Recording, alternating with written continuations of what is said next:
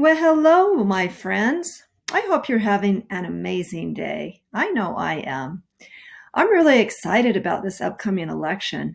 Are you? I bet you are too. We hear a lot about the name Joe Biden and Donald Trump and Republican Party and Democratic Party. And sometimes this information, we can't really understand what's going on because we really don't understand what they're talking about. So I thought I would use a little bit of time today and just review why we see elephants and why we see the symbol of the donkey um, associated with our presidents or um, our presidential candidates. So the first question I ask is, why are animals represented in our government system? Where did that begin and why do we do that? So our overall lesson goal today is to understand a little bit more about some governmental changes that have occurred in history that benefit both you and me. And I'm excited to share this with you. So, first off, what does the elephant represent? What do you think? And what does the donkey represent? What do you think? Let's stop for a minute and think about, if we were to guess, which party represents the elephant and which party represents the donkey. Maybe you've heard, maybe you haven't heard. Give that a thought or two. So what do you think? Well, let's find out if you're right. So we're going to talk about the donkey first. Let's find out when it began in history and whose party it belongs to. So the Democratic Party's donkey. So the Democrats symbol is the donkey. So anytime you see a donkey, you know that it's highlighting some positive or maybe some negative aspects concerning the Democratic Party. So it goes back in time. The origins of the Democratic donkey can be traced to 1828 during the presidential campaign of our former president, Andrew Jackson. It was during that race that opponents of Jackson called him a jackass. So originally it wasn't a positive thing, but Andrew Jackson, he had a lot of pride. He didn't let people bother him. And so a lot of times he would take the negative things that people were saying about him and use it to his favor. And that's exactly what he did here. He didn't reject that label because he truly was a war hero of the War of 1812. And he also had served in the U.S. House of Representatives. So he had established a name for himself and also was part of the U.S. Senate. And so he used it to his favor, and he included the donkey in his campaign for election when he was running for presidency. Just so you know, as you know, on our $20 bill, it has his face. So I guess he did make some fame during his time, even though he wasn't the most presidential candidate that we had had thus far. And he's known for some negative things too. You can read up on that when you study about our Native American history. Kind of some sad stories. But anyways, back to what we're talking about. So he was known as America's first Democratic president. So yeah, he definitely made a name for himself. Let's move on. So why the elephant? Well, we'd have to go back in time. The Republican Party was formed in 1854. 6 years later, Abraham Lincoln became the first member elected into the White House. The image of the elephant was featured as a Republican symbol in at least one political cartoon and a newspaper illustration during the Civil War. So that's when this image got its start for the Republican Party. And the reason being is, back then, the soldiers would say something like, "Oh, we're going to see the elephant." And it was an expression used by the soldiers to mean that they were going to be experiencing combat. So this symbol here, back in the good old days, back in like the 1820s and during this time frame with the Civil War, yeah, it's what the soldiers referred to. And so the elephant is a sign of battle and going to combat. You can read more about that on your time. Okay, I wanted to stop for just a minute, and I wanted to throw out a big thank you. I know during an election time and also during a president's elected years, their term of office, sometimes we hear positive things and sometimes we hear negative things, and sometimes we don't know what to understand or what to believe.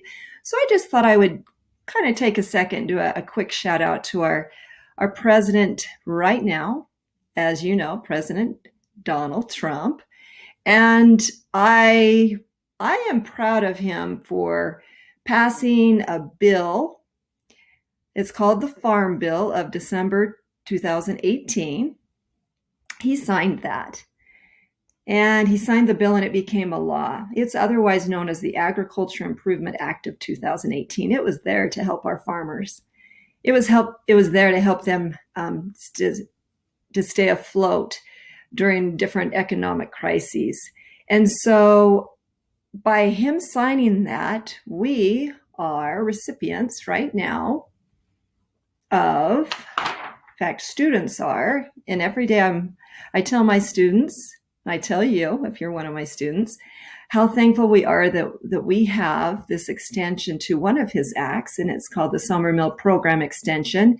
It's through the USDA, and extends free meals to kids through, as you can see here, December 31st, 2020. And once the funds are gone, then the free lunches will stop. But right now, every day, my students are provided a free lunch. And I think that is so wonderful. And the reason why they extended that past summer is because of COVID-19 and because our president and Sonny Perdue, who's in the U.S.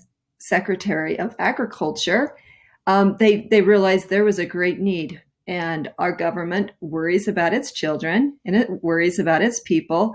And they want to make sure that nobody is going hungry. In fact, in that document that was extended and that email that was sent out to us, it says, as our nation reopens and people return to work, it remains critical that our children continue to receive safe, healthy, and nutritious food through the school meal program.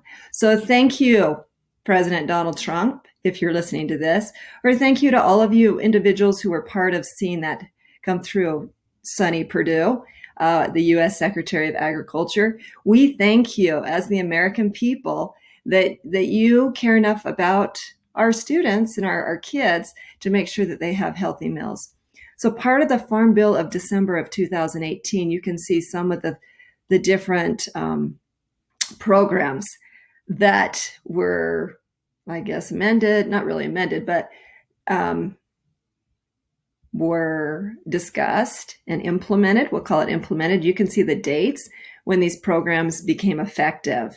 So the Emergency Food Assistance Program, known as TEFAP, it became effective on April 15th, 2019. And also the Supplemental Nutrition Assistance Program, otherwise known as SNAP, it became effective on April 16th, 2019.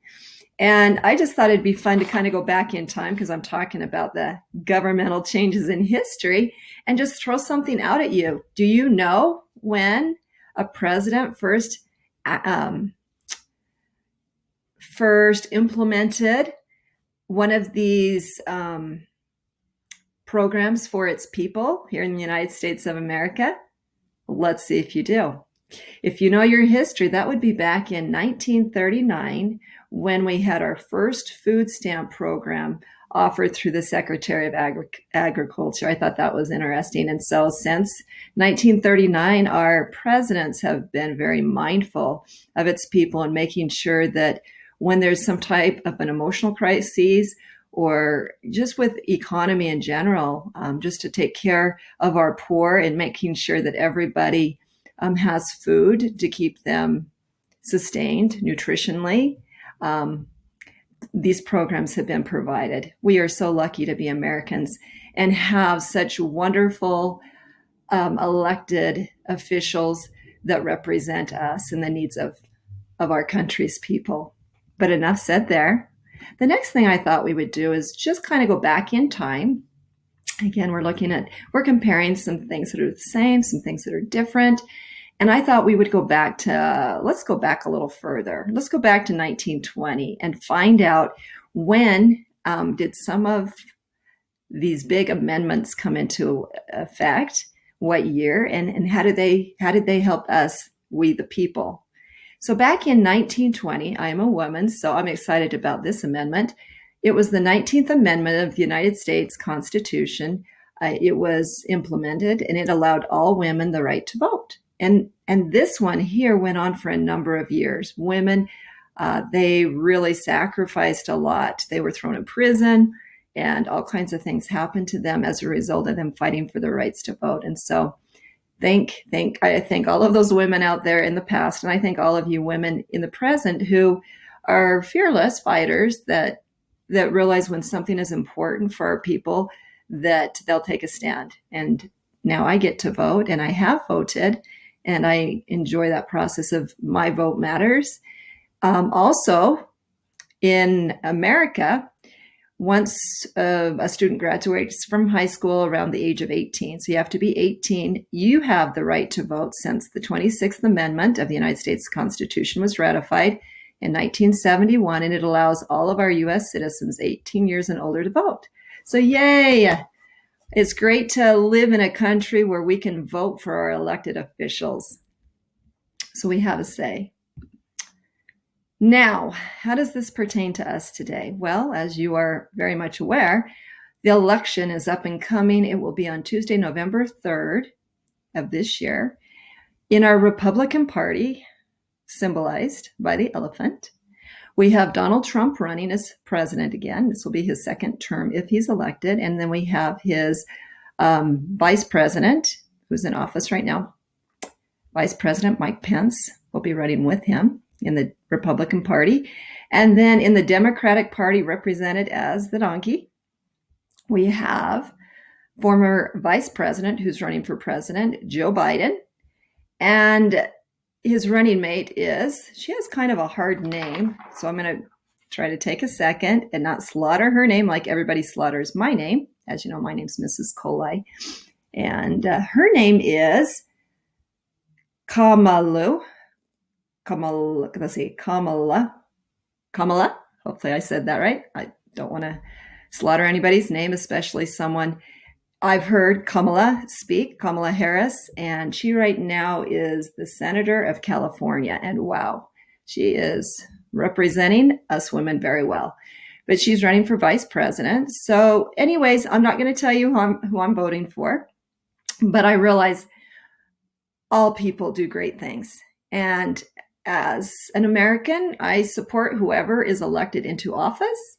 I'm very patriotic, and as a teacher, I want to make sure my students are also very patriotic.